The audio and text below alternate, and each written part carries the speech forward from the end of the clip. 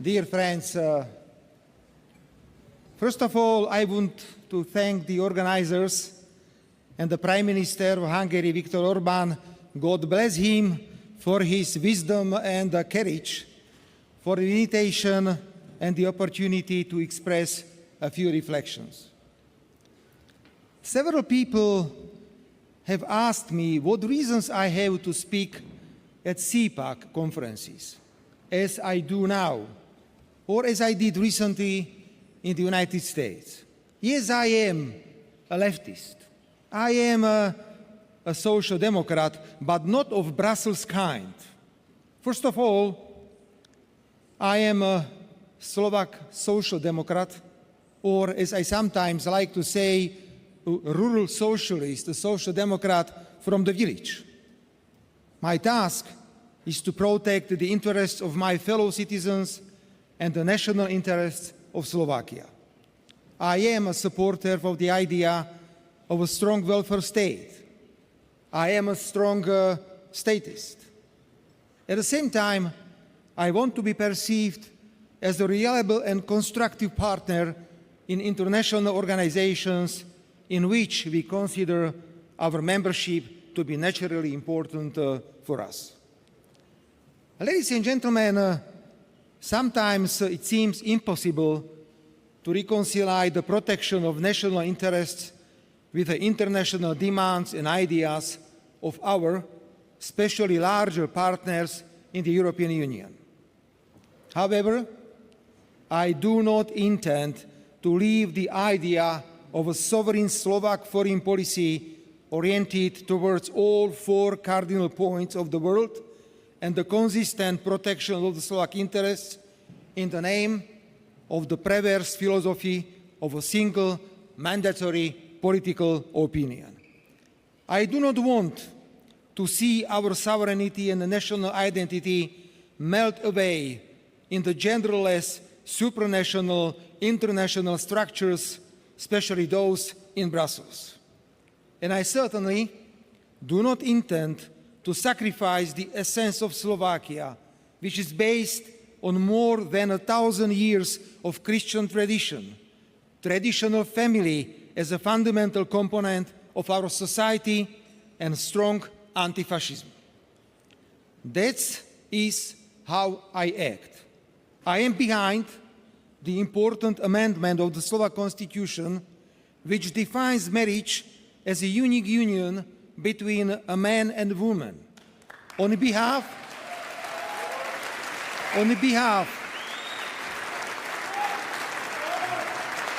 of the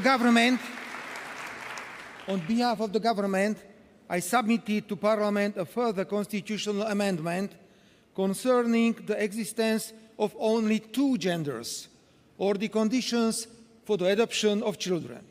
As a strong leftist, I have no problem spending the night with the people on the production line to support higher night shift allowances or wage increases. As an anti-fascist politician, I felt the need to pay my respect in May this year in Moscow to more than 60,000 soldiers who died during the liberation of Slovakia.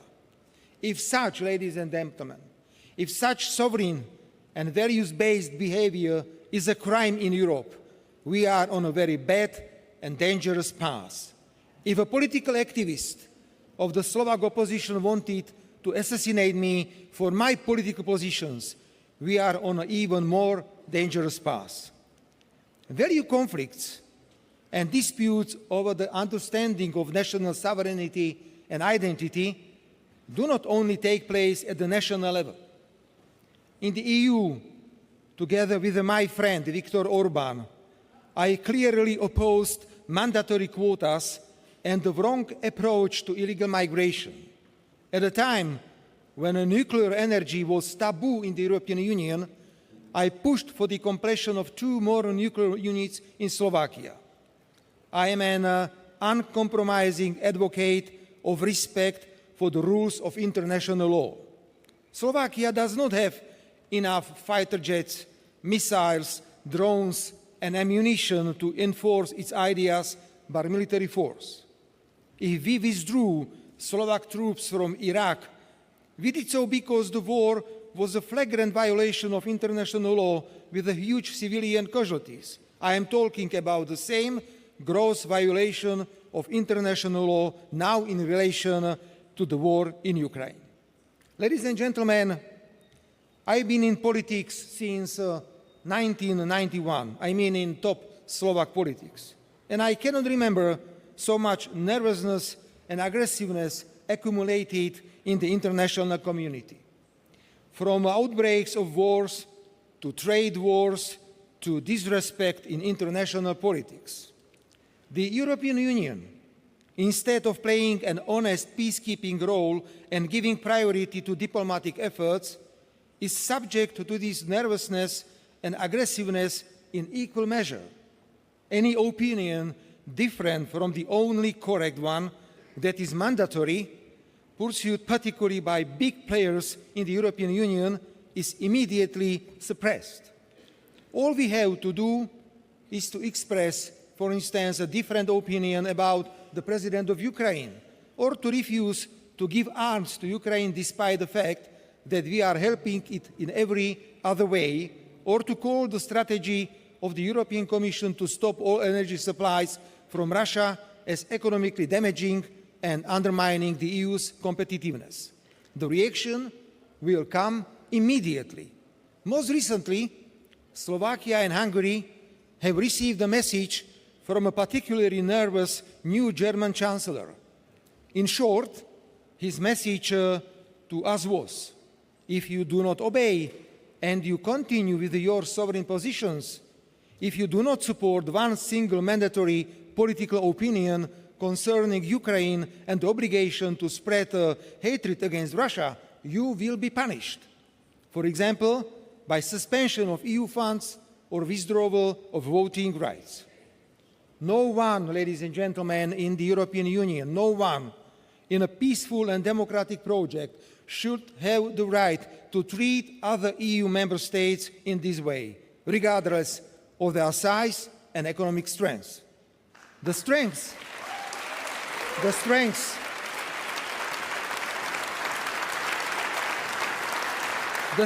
of the European Union lies in compromises, mutual respect, and the rejection of the dictates of the stronger against the weaker. Slovakia is not criticized today for a gross violation of human rights, the rule of law, or democracy. That is what had here in 2020-23, when we were in the opposition illegally arrested and accused, when the mouths of the free media were shut, when innocent people were dying in detention. Where were the great democracies and the European Union as a whole then? If they have no realistic response to the war in Ukraine today, which is a country has been the victim of the senseless prolongation of this military conflict, if the answer is only to build a new Iron Curtain between Europe and Russia, which even the United States does not want, they cannot continue in their nervousness by suppressing the sovereignty of individual member states on legitimate issues. Ladies and gentlemen, we may have to expect unprecedented decisions, such as, for example, the abolition of the right of veto of EU member states and its replacement by qualified majority voting. The time may indeed come when there will be punishments for having a sovereign opinion on EU competitiveness or the war in Ukraine. One thing I do know, however, for sure, and before that thing, I want to warn and take this opportunity to send my warning as far as possible. The imposition of a mandatory political opinion, the abolition of the veto, the punishment of the sovereign and the brave, the new Iron Curtain, the preference for war over peace, this is the end of the common European project. This is a departure from democracy. This is the precursor of a huge military conflict. This is not EU vision that I intend to support. After all, the Union should be built on the principle of unity in diversity. instead of irritated responses to our sovereign opinions. Together, we should launch a constructive discussion about the EU's future. After all, we see that trust in the Union's institutions is deeply eroded, whether it is individual failures of individual members of the European Commission or the various yet unsuccessful visions, strategies, concepts and roadmaps that have led us to economic decline, loss of competitiveness and unprecedented security challenges. We, small Slovakia, have also invested tens of billions of euros into the European Union, and our voice must carry weight in such a dialogue. And if we truly care about peace, we must be willing to communicate even with those who are often demonized like Russia. Only in this way we can end the war in Ukraine, which is weakening us all and in recent weeks significantly threatening us given the increasingly irresponsible saber-rattling by most European countries. Dear ladies and gentlemen, I conclude with a challenge. Let our diversity, sovereignty, and national identity be our strength and not weakness. Thank you very much.